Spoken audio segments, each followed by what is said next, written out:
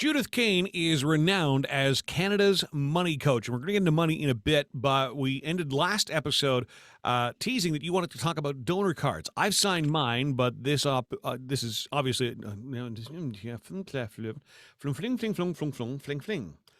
take 3 or whatever that is. No flinging. Judith Kane is renowned as Canada's money coach, here to talk mindfulness about money all week long. But you wanted to start this conversation off with a discussion of donor cards, and I've signed mine. I do. Did you know in Nova Scotia they have negative optioning? So they assume everybody is a donor unless they've signed a card saying they're not a donor. Nice. I know, right? Yes. So I have a friend, a really good friend, Dave, who has kidney disease. And he just said on Facebook, sorry, I haven't been around, but I'm really sick and weak. And I just wanted to say one thing. Please sign your donor cards. He said there are thousands of people waiting for transplants. You can actually do live donors for livers and kidneys, but of course that's a personal decision. Not many people make that. There have been lots of times when the province of Ontario has put bills forward doing the negative optioning. So assuming everybody wants to be a donor, and then you have to sign a card saying you're not a donor. But they've always died on the floor. So there's an election coming up. No pun intended, right? Yeah, I can't believe I just did that. There is an election coming up. And so please ask your candidates their feeling on putting one of those bills through. So please sign your donor cards. So this week we're talking, it's all about mindfulness about your money. Yeah. Yesterday we talked about groceries and how it's important to be mindful about that. Today we're going to talk about celebrations, birthdays, Easter, Christmas. It is something that can get people into big time debt. Like, when did Easter and Halloween become these giant expensive holidays? We go bonkers over the simplest things. When we had celebrate Easter when I was a kid, we had an Easter egg hunt that there weren't Easter eggs everywhere. There were little notes and we had to follow them all over the house. And at the end, we got an Easter bunny. That was it, a chocolate Easter bunny, which was hollow, by the way. So it's not even a full Easter bunny. And I'm glad I didn't grow up with you. At least we had eggs. Well, we might have had eggs. I don't know. It was a long time ago.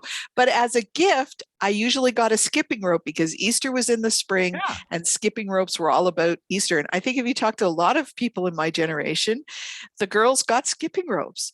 Now I see people, I was in Costco the other day, which I haven't been in years and years and years, but a friend was going and I saw people with their carts piled high with Easter type things. Here's the deal about that. The kids aren't going to love you any less if you throw a few eggs around and play games with them trying to find the eggs. They're going to love you just as much as if you pile lots of toys somewhere, under the Easter tree. See, I haven't got a horse in this race because I don't have kids, but I'm picturing my friends who do, or my brothers who do. And like, the minute you don't do the same for your kids as their friends' parents are doing for them, now you're a horrible parent. Unless you aren't. Well, I know, but you understand. Unless you don't. That you do not have to keep up with the Joneses. You don't have to be a Kardashian. You do not have to ply your child with tons of gifts and decorate your house for Easter. I agree, but you know how easily people fall into that and why they do. I think that you need to be more mindful of your spending. So if there is an issue and you need to pay back debt or you need to cut back on your spending, think about these kinds of things, because oftentimes it's not on the radar when people are looking at reducing their spending. Things like buying bags and bags and bags of Halloween candy or decorating your house to death, like buying, hundreds of dollars of decorations in your house for Halloween. Right. It's not as important as what your priorities are. You have to set your priorities. You have to be mindful of your priorities. So if your priorities is to get out of debt, then you need to think of every single thing you're spending your money on. And the thing about things like Easter and Halloween is it's not top of mind when people are looking on where on where they're going to reduce their spending, Right. because Christmas, it only happens birthdays once are a the year. big ones. Everything else sort of falls into a, get you a little something, from the dollar store kind of. All I ever get for Easter, all I ever want for Easter is one of those Laura Secord eggs. The ones that comes in a yellow box. Yeah. That's all I want. Yeah. I bought a small Easter bunny from the Lint store for Sam and his girlfriend. And I bought one for my mom and my husband too. But I didn't even buy one for me because, chocolate. Don't need it. What? I bought a little tiny egg for me. So there you go. Okay. Yeah, it's the sugar thing. I'm not supposed to be having sugar. So anyway, I just want people to be mindful of when those things pop up, just taking a breath, taking a step back. Be very mindful when you're walking through the stores and you see, as soon as Christmas is over, what's the next thing that comes up? Valentine's Day.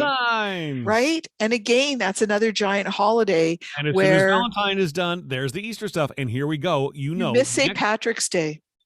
I did. You're right. Yes. You're right. You did. And as soon as Easter is done, we can probably expect to see Mother's Day. Yes. I was going to say Canada Day stuff, but yes, you're right.